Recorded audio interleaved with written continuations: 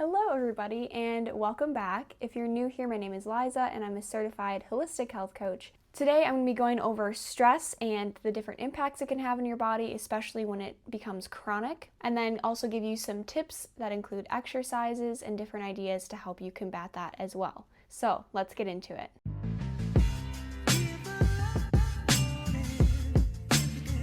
First thing we need to touch on is the stress command center, which is also known as your central nervous system. This is actually the first thing to develop in the womb, and it is made up of a central division, which includes your brain and your spinal cord, and then the peripheral division, which is made up of your autonomic and somatic nervous system. Within your autonomic nervous system, we have our parasympathetic state, which is known as the rest and digest state, and the sympathetic state, which is your fight or flight response. These work in tandem to keep your nervous system regulated. When one gets activated, the other will step in to bring it back down, and so it will kind of look like an ebb and flow versus really sharp spikes and then really sharp declines as well. Where we run into trouble is when they get out of balance and we see those spikes and drops. Think of your sympathetic nervous system as the gas pedal and your parasympathetic nervous system as the brake.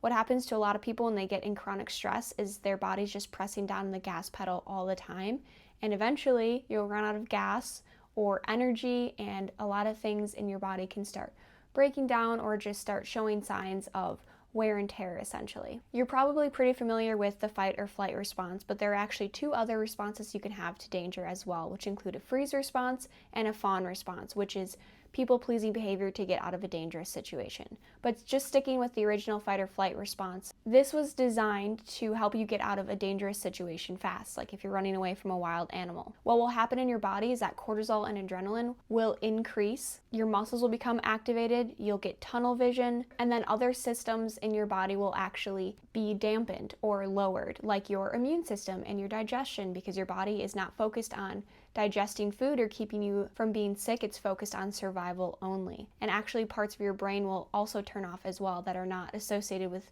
just survival. So this is very much supposed to be a short-term thing, and these other systems will come back online after the danger is past. But when stress turns into something chronic where your brain is always perceiving danger around you, this fight or flight response is going to stay kicked in, and all of these things that happen that I just described, like cortisol and adrenaline, for example, being ramped up, will keep happening. So you'll begin to experience different health conditions, you'll be getting chronic fatigue, just feeling tired because all of these systems are increasing, and then you might actually be experiencing sickness more too, because things like your immune system are dampened now because your body thinks that you're still in survival mode. Another key player in your body is the vagus nerve, which is actually stemming from and part of your parasympathetic system. It acts as an information highway between your brain and your body and helps manage things like your heart rate, breathing, your mood, your immune system, and digestion. So what are some of the effects that chronic stress can have on your body? Chronic stress can lead to wear and tear on our body, because when we are on high alert all the time, whether it's real or perceived danger, our body is going to react as if that danger is real, and so it will initiate all of those responses that I talked about when your brain activates the fight or flight response. Your brain does not differentiate between mental and physical stress, so whether it's you actually getting chased by a wild animal or you going in to have an unexpected meeting with your boss, your body will react the same. When cortisol and adrenaline are being pumped through your body all the time at these high rates, they can have downstream effects on your organs too. Most specifically are your reproductive organs, because they're so sensitive. So for guys, this can look like decreased testosterone production, and the health and quality of sperm can also decline as well, because the stress can actually kill off some of the sperm and or just weaken the structural integrity as well. And then for women, it can also hurt your eggs as well, the quality of them, and then also it can make your periods either late or you can miss it entirely, and also you may experience even worse PMS symptoms as well. Another area that can be affected by chronic stress is your stomach. You may find that you have no appetite at all, or maybe you're eating even more because you're super stressed out. You may also find that you are bloated or you're experiencing stomach pain a lot of the time. This is because your gut is home to millions of neurons and bacteria that are constantly communicating back and forth with your brain, and when your brain is sending it the signal that, hey, something's wrong, we need to go into survival mode, your stomach is going to receive that and then act accordingly, and that can show up as physical symptoms. So this kind of leads me into the next topic of emotions and their ties to stress. I want to preface that emotions are just energy in motion, and I know that can sound really new agey, but it is true. And just think back on your own life. When you feel nervous, do your shoulders tend to tense up, or do you clench your jaw? When you had a crush at school, did you get butterflies in your stomach? I'll share a funny example that happened pretty recently. So my husband and I were on a trip to our honeymoon, and the pilot made an announcement when we were 10 minutes out from landing that the air tower had been evacuated for unknown reasons, and we couldn't land for at least the next 45 minutes. Immediately upon hearing that news, my legs began to shake uncontrollably, and my stomach let me know that I should go to the bathroom as soon as possible. It was not doing well. Thankfully, within the next 5 minutes, the pilot came back on, said that it was just a false alarm, and we were going to land on schedule. And as soon as I heard that news, my legs stopped shaking and my stomach cleared up. I did not have to go to the bathroom anymore. So that is just a really clear example of how the mind and the body work together. Another example of an organ that can be greatly impacted by stress is your thyroid. The thyroid, because it's located in your throat, is linked to issues with expressing oneself or feeling unheard, fear of change or the future, long-term grief, unresolved sadness, unexpressed anger or frustration, and anxiety. Your thyroid is key in regulating hormonal balance, and cortisol, your stress hormone, when out of whack because of a chronic stress response, can wreak havoc on your thyroid, which can lead to conditions like hypothyroidism or hyperthyroidism. Doing vocal exercises, humming, or singing can help activate your vagus nerve and help open up your throat as well. And since your vagus nerve is part of your rest and digest state, your parasympathetic system, this is going to be really helpful to just calm your body down. And doing different things to help with self-expression like journaling or participating in different hobbies or talking to a therapist or a close friend are all ways that can also help. One of my favorite connections though is between your liver and tears. So the liver is a major detox organ, and your eyes are the sense organ that is related to the liver. So just like how you can sweat to detox or through your mucus, all these different things, you can actually detox through your tears as well, and you're detoxing your emotions. Have you ever had a really good cry before and after you felt like just a new person and like a weight was off your shoulder, even if maybe the problem hadn't been resolved, but you just felt so much clarity and relief after crying? This is literally because your body is digesting those feelings, and then those feelings are getting released through the tears after you process them. And in traditional Chinese medicine, stagnation is one of the leading causes of various health conditions and pain, because when qi, which is just your energy,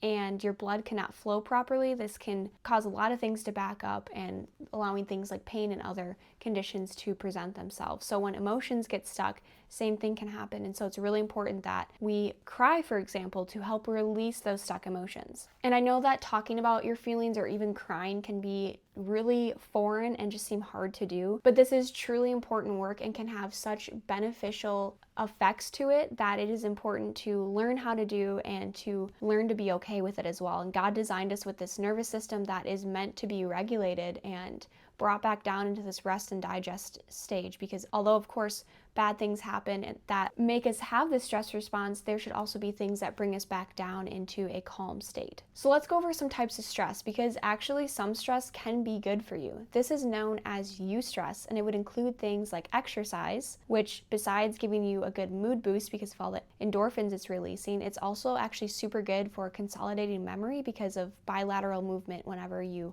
walk or run, for example. But other examples of this type of stress would include getting a job promotion or winning a race. These are all things that have a beneficial effect on your health, your mood, performance, and your emotional well-being. And then the opposite of eustress is distress. This includes anything ranging from a hurtful comment from somebody you know all the way up to a traumatizing event or memory. It's actually really fascinating because your brain does not know the difference between a real event and the memory of it. The same parts of your brain that would light up when you're actually going through the traumatic event will light up at just the mere thought of it, which is equal parts terrifying and cool at the same time. Dr. Joe Dispenza's book, How to Break the Habit of Being Yourself, goes into a really deep dive in this and talks all about the biology and the different parts of the brain that do this. It is a fascinating read. I'm only about halfway through, but I highly recommend it. When you're dealing with chronic stress or even traumatic events, I do think it is really helpful to talk to somebody like a therapist or even just a close friend or family member. But what's also important to note is that sometimes no matter how much talking you do, there are still